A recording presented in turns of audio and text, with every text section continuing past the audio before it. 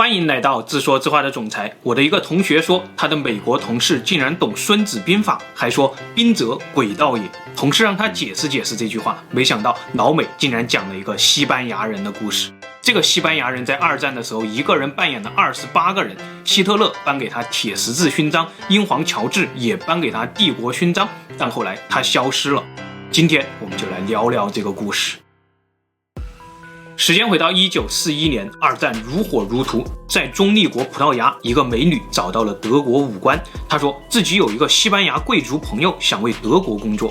在会议室里面呢，两个德国的情报高层化妆成了马仔坐在角落里，会议桌上呢，一个西班牙胖子滔滔不绝，他声称自己是一个强烈支持纳粹的西班牙官员，痛骂西班牙高层不是男人，还大谈自己祖上是多么的爷们儿。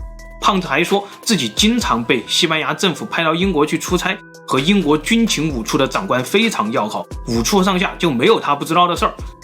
美女也在旁边帮腔，那你就讲讲五处里面啥样呗。胖子准确地说出了五处长官的名字，然后开始讲长官身边的左膀右臂、马仔跟班，讲得绘声绘色，有模有样。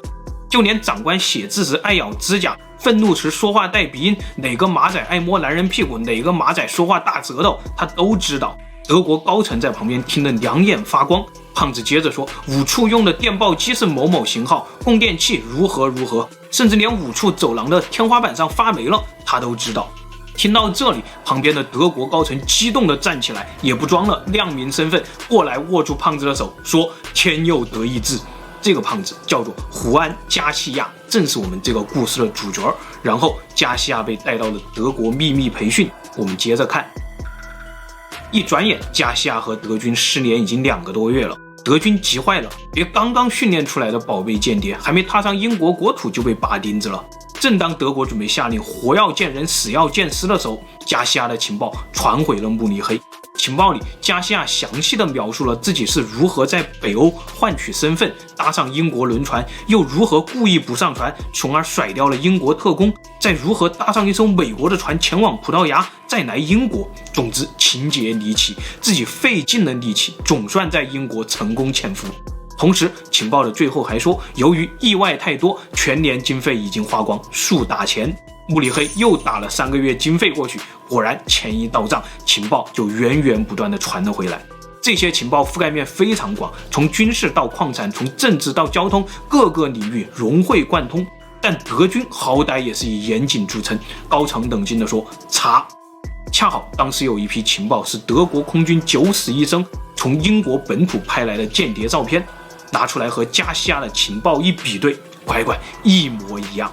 几个月以后，加西亚取得了慕尼黑的信任，他的玩法越来越大胆了。我们接着看，慕尼黑说情报不要停，加西亚说不行，得加人。慕尼黑立刻同意了，授权他在英国组建情报网。加西亚又说不行，得加钱。慕尼黑二话不说打过去2万英镑，折合现在120万美元。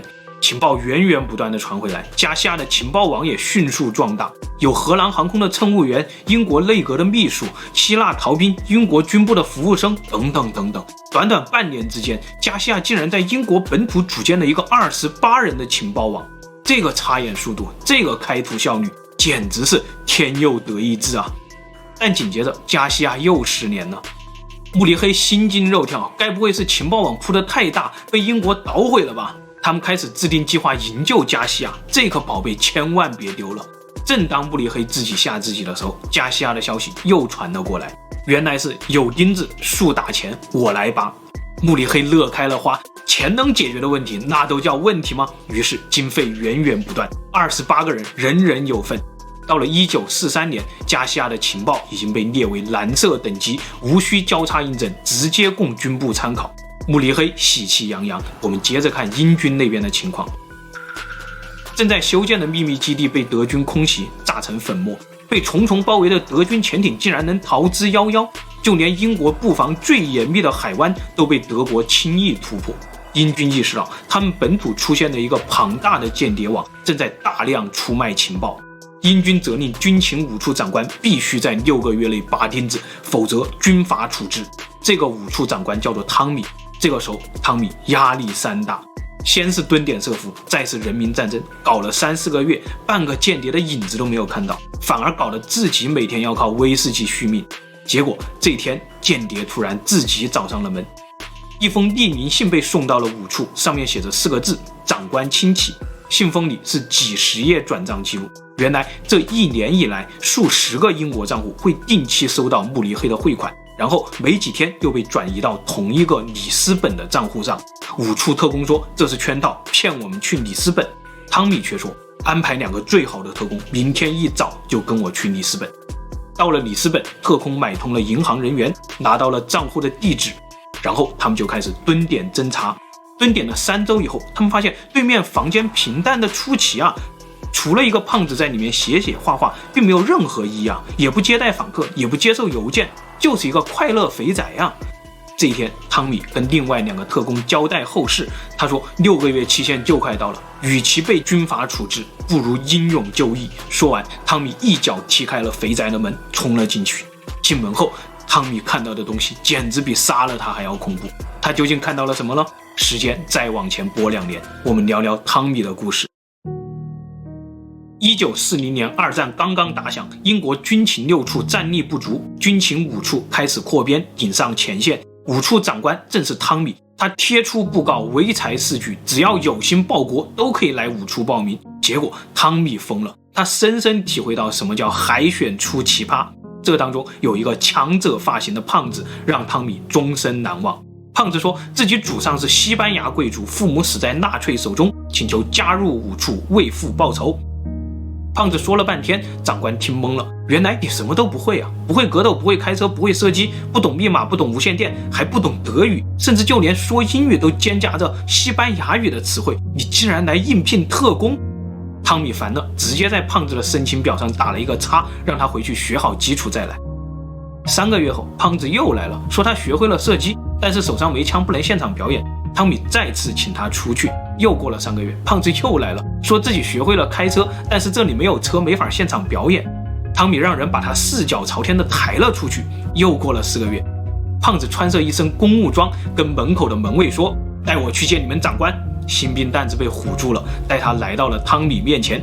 这次胖子说自己学会了发电报，但是还没有说完，汤米拿出了一台电报机。接着胖子开始滔滔不绝的扯淡，就是不敢碰那台发报机。胖子再次被4脚朝天的扔出了5处。在过道里他还嚷嚷着：“长官，你记住，我叫加西亚，我们还会见面的。”时间回到2年后的葡萄牙，汤米踢开门，看到的正是加西亚。怪不得加西亚能跟德军谈笑风生，要不是汤米好几次把他4脚朝天的扔出去，他也不可能知道5处的天花板有没有发霉。接着加西亚坦白自己就是汤米要找的那个情报网，28个人都是自己编出来骗德国人的，自己从来没有去过英国本土，所有的情报也都是自己在里斯本编出来骗德国人的。一支枪抵到了加西亚的头上，汤米冷静地说：“来，你来说说，你不去英国本土是怎么知道英国绝密情报的？”加西亚说：“靠推理，我们第一次见面的时候我就说了我的特长是推理，你不信，我就只好多花2年的时间绕这么大一个圈子再来跟你讲一遍。你看，这是一张英国的列车时刻表，这个区域以往都是每天对开12队列车，为什么近几周变成了8队？还有4队是不是去拖军用物资了？你看，这是一份英国报纸，同样是这个区域，为什么突然出现了一些移民？是不是军队征用了他们的宅基地？你再看，这还是当地的一份报纸，为什么战争期间大家都移民了，工厂还在招工？是不是去建军用配套设施了？所以这个区域一定有新建的英军秘密基地。汤米听得目瞪口呆，加西亚的推理和自己掌握的情报一模一样。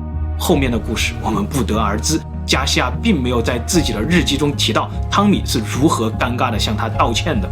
我们只知道1942年4月，加西亚终于再次踏入了5处的大门，成了一名效忠英皇的双面间谍。2年以后，诺曼底登陆，慕尼黑要求加西亚探明盟军的登陆地点，还承诺事成之后一定把他的事迹上报元首，由元首亲自嘉奖。同时盟军也要求加西亚让他用精湛的演技再次把德国人忽悠瘸了。这年1月到6月，加西亚平均每天向慕尼黑发送3条消息，最后，慕尼黑根据多方情报锁定了诺曼底和加莱2个登陆地点。这其中关于诺曼底的情报又多又杂，关于加莱的情报又少又精。到了5月，加西亚发给慕尼黑一张照片，美国的巴顿将军在加莱视察。同时，伍处也故意让德军的间谍飞机拍到了一个场景：美国第1集团军出现在加莱。到了6月，慕尼黑胸有成竹，他们认为种种情报都已经证实，未来7天之内，德军必然从加莱登陆。加西亚的任务已经顺利完成，加莱部署了18个师，万无一失。结果到了6月5日，也就是诺曼底登陆的前一天晚上，慕尼黑的谍报机中突然收到了一条消息：明天诺曼底。结果当天晚上，谍报机前竟然无人值班，直到第2天早上，德军才看到了这封密电。这个时候，盟军已经在诺曼底滩头站住了脚，慕尼黑本部陷入了混乱。同时，英国这边伍处欢天喜地。就在这种欢乐的气氛中，加西亚一个人偷偷地溜了出去，来到了一个秘密电台。慕尼黑的电话一接通，加西亚就破口大骂，指责慕尼黑的这帮饭桶从上到下腐败至极，自己冒着生命危险得来的情报竟然被漏掉了。声泪俱下，他不停地抱怨自己用生命捍卫的帝国正在瓦解。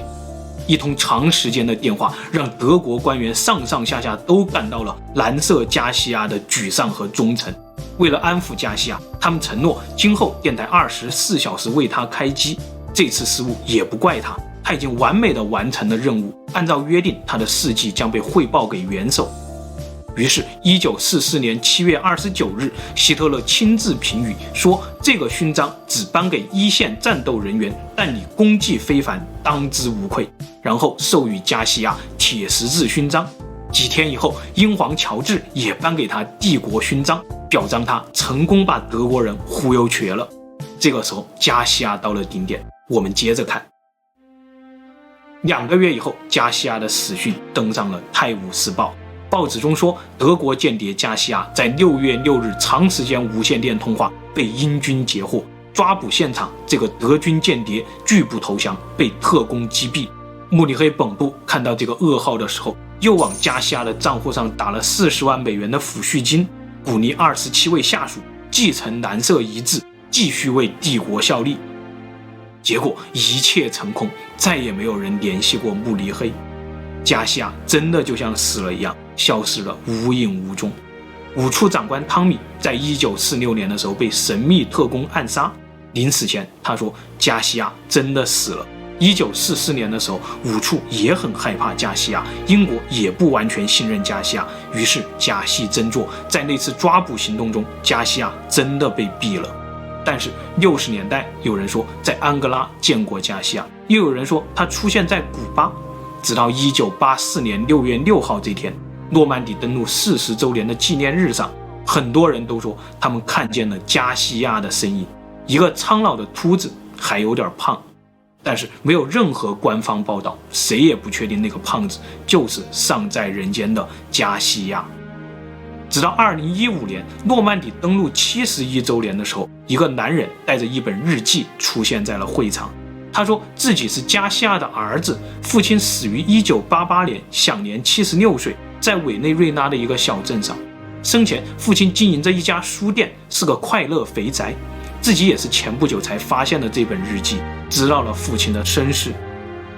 之后，英国官方证实了这个男人的话，还补充了一句：1945年的时候，加西亚已经将他所有的财产捐给了伍处。